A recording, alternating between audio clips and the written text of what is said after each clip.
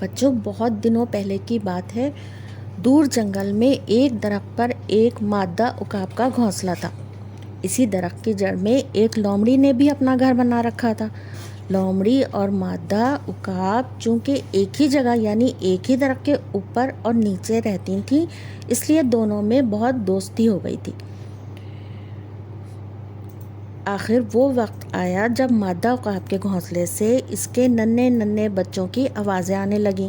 ادھر لومڑی نے بھی اپنے گھر میں بچے دیے تھے۔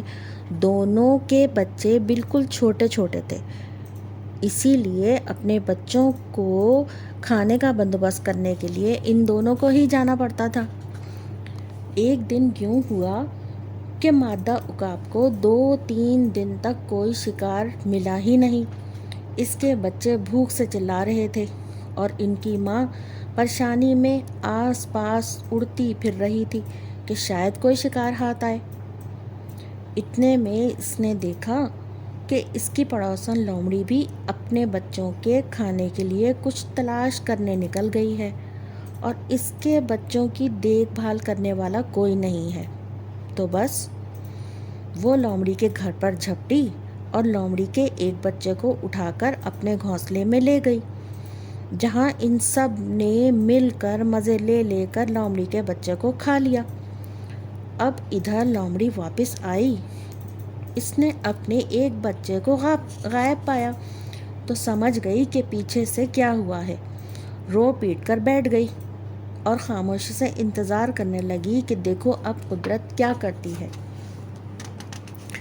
کچھ دنوں کے بعد مادہ عقاب پھر گھونسلے سے شکار ڈھونڈنے نکلی۔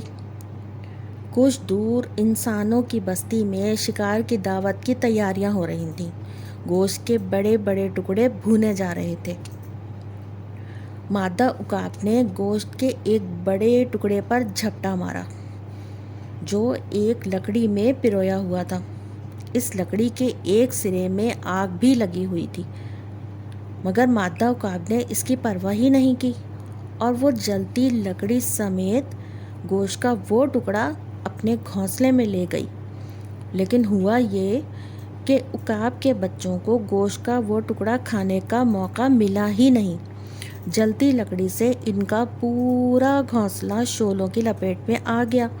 مادہ عقاب اور اس کے بچے زندہ جل کر مر گئے اور جلتے گھونسلے سے نیچے جا گرے، جہاں لومڑی اور اس کے بچے اسی انتظار میں ہی تو تھے۔ سب نے مادہ عقاب اور اس کے بھنے ہوئے بچوں کو مزے لے لے کر کھایا۔ اس سے یہ سبق ملتا ہے کہ کبھی کسی کے ساتھ برا نہیں کرو،